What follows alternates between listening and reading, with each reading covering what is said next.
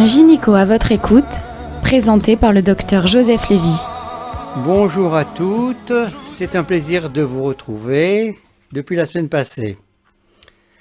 Je vous fais une intervention sur les organes génitaux.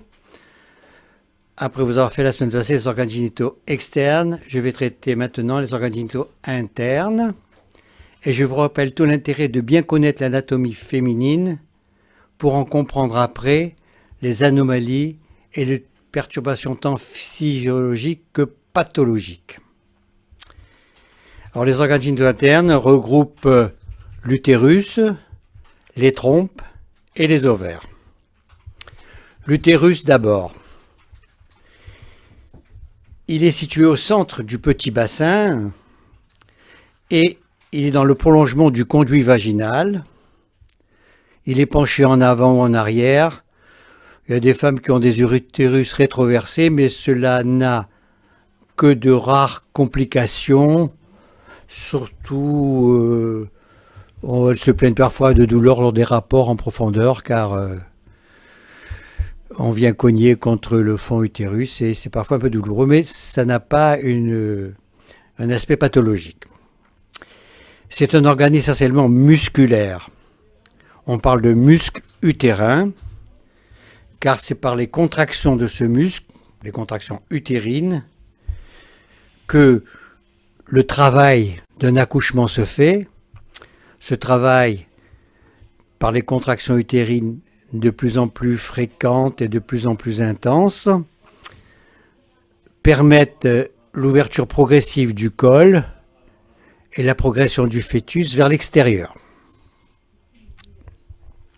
On distingue dans l'utérus deux parties, le col de l'utérus qui est visible au fond du vagin quand on installe un spéculum et le corps utérin qui est situé au-dessus, en communication donc par le canal cervical avec le vagin et qui est le siège de modification physiologique. C'est une forme de poire inversée, la grosse partie étant en haut et la pointe représentée par le col. Sa taille varie au cours de la vie. Il est très petit au moment de la puberté. Il s'enrichit progressivement au fur et à mesure des cycles menstruels et donc des sécrétions hormonales qui vont se faire. Il s'enrichit de fibres musculaires au cours des grossesses successives aussi. Par contre, après la ménopause, n'étant plus stimulé par les fameuses hormones sexuelles, il s'atrophie, redevenant beaucoup plus petit qu'il était au début. Il mesure 3 à 6 cm d'épaisseur et 6 à 8 cm de haut. Au cours de la grossesse, le fond utérin monte de plus en plus haut et il atteint les côtes, entraînant parfois une gêne par la projection des côtes en avant par le volume qu'il a à ce moment-là, bien compréhensif. Il reprend ensuite, après l'accouchement, dans le postpartum, comme on le dit, sa taille préalable. Il est fait essentiellement de deux épaisseurs, dont la plus importante, c'est l'endomètre, la partie la plus interne, qui se renouvelle chaque mois, et le myomètre, qui est le véritable muscle utérin. Il est recouvert par une séreuse péritonéale qui l'isole de la cavité abdominale. Le plus important, c'est donc l'endomètre, comme je vous le disais. C'est la partie la plus interne qui tapisse la cavité utérine.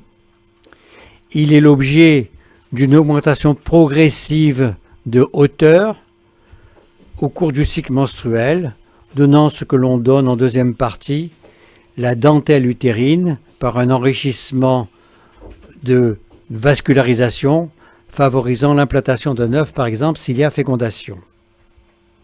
Par contre, il desquame brutalement en fin de cycle menstruel, participant à ce que l'on appelle les règles.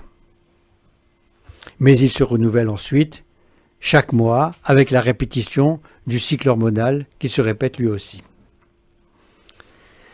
En pathologie, l'utérus est parfois l'objet, comme le vagin, dans 3 à 4% des cas, de malformations utérines d'origine embryologique, comme des utérus cloisonnés avec une cloison plus ou moins importante, totale ou partielle, qui divise la cavité utérine, mais qui n'empêche pas les grossesses.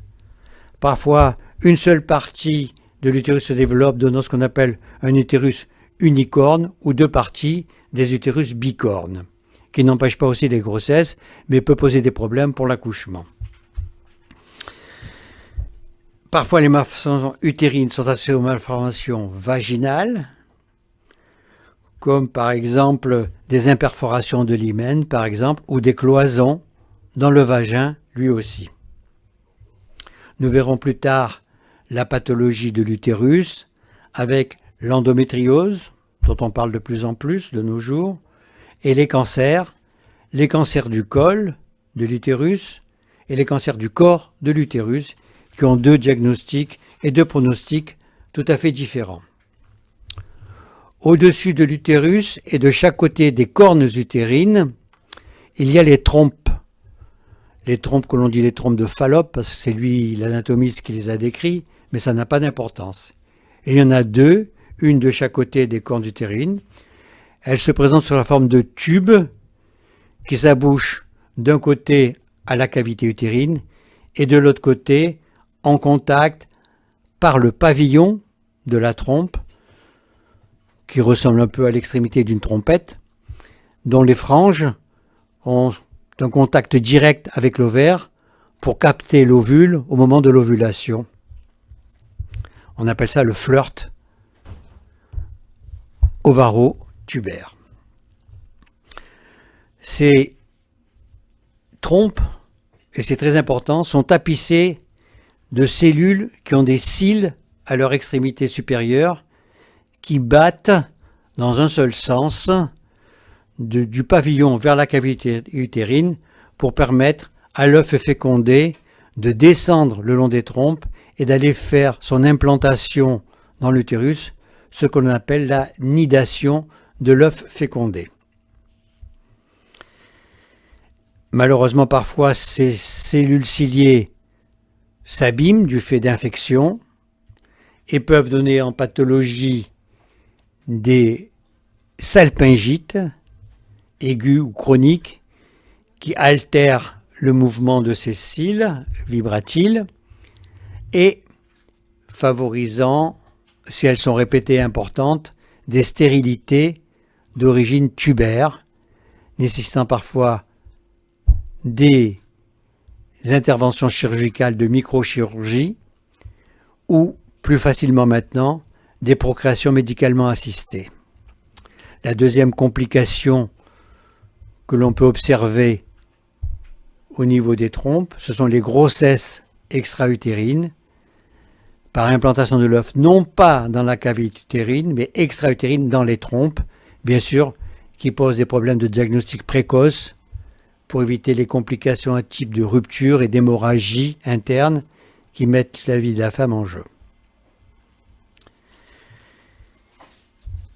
Les ovaires maintenant, et bien sûr il y en a deux, ils sont situés de chaque côté à l'extrémité des trompes pour faciliter la captation, comme je viens de vous le dire, de l'ovule au moment de l'ovulation, à la recherche du spermatozoïde le plus agile, le plus rapide pour flirter avec l'ovule et donner un œuf fécondé.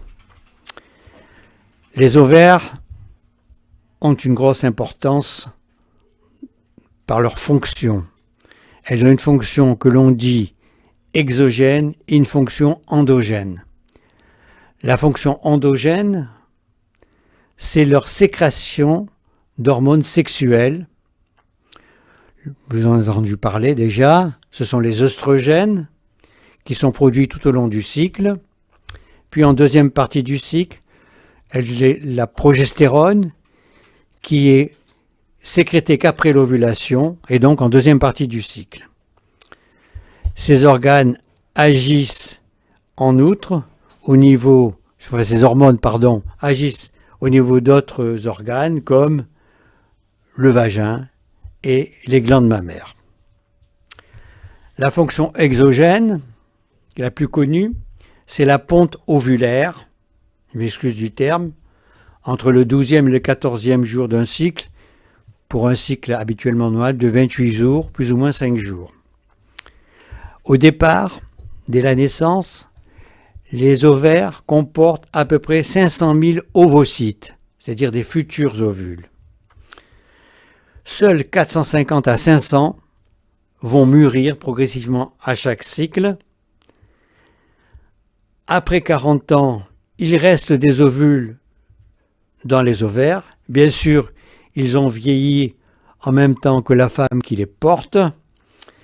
Ils sont parfois de mauvaise qualité, pouvant donner en pathologie des problèmes de fertilité, car la fertilité décroît avec l'âge de la femme.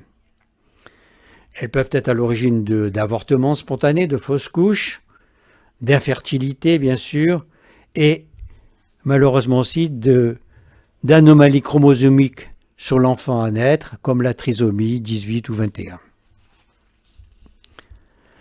Les pathologies que l'on observe aussi au niveau des ovaires, ce sont les kystes ovariens, bénins, mais aussi des kystes malins, comme les tumeurs ovariennes plus solides, non pas remplies de liquide ou d'autres produits, qu'on appelle les tumeurs ovariennes, de pronostic assez sévère. Voilà, je vous ai parlé de l'anatomie, organes génitaux externes, organes génitaux internes. Je vais maintenant vous parler des seins. Les glandes mammaires, elles sont au nombre de 2, mais il existe des publications de femmes porteuses de seins surnuméraires. En dehors des 2 seins principaux, il existe sur une ligne qui descend de l'aisselle jusqu'au bas du nombril, des seins surnuméraires qui peuvent parfois grossir et poser des problèmes de pathologie, mais c'est assez rare. Leur taille subit une croissance progressive depuis la puberté jusqu'à l'âge de 25 ans pour arriver à leur taille et à leur forme définitive vers cet âge-là. Mais leur taille augmente aussi lors de la survenue d'une grossesse.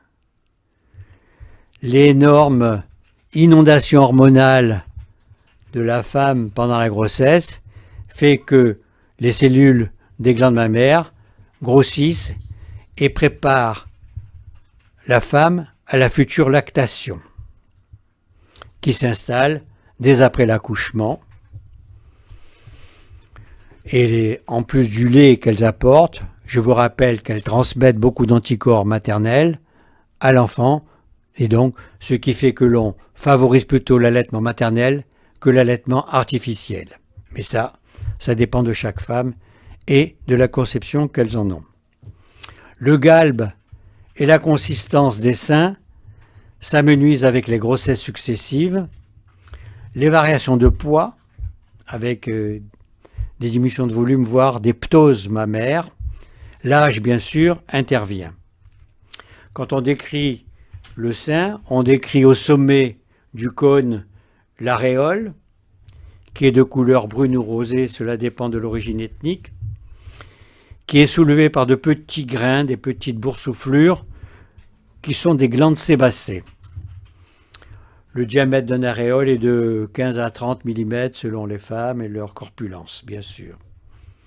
Au sommet de l'aréole, il y a le mamelon, petit monticule percé de multiples orifices qui correspondent à l'extrémité externe des canaux galactophores qui vont drainer le lait, en cas de lactation, de la profondeur vers l'extérieur, et là, le lait maternel que l'on excrète, qui est excrété vers l'extérieur, est favorisé bien sûr par la succion du bébé sur la glande, entraînant un réflexe de montée de lait.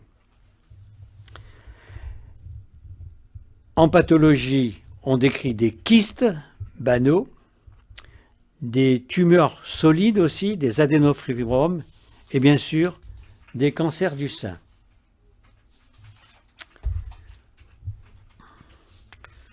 Nous verrons bien sûr au fur et à mesure de nos entretiens les différentes pathologies que je viens de vous énoncer. Pour vous résumer toute cette partie anatomique qui, je vous rappelle, permet de comprendre la pathologie qui peut survenir à ces niveaux-là. Chaque organe a une fonction bien définie. En résumé, la vulve est une protection contre les infections extérieures.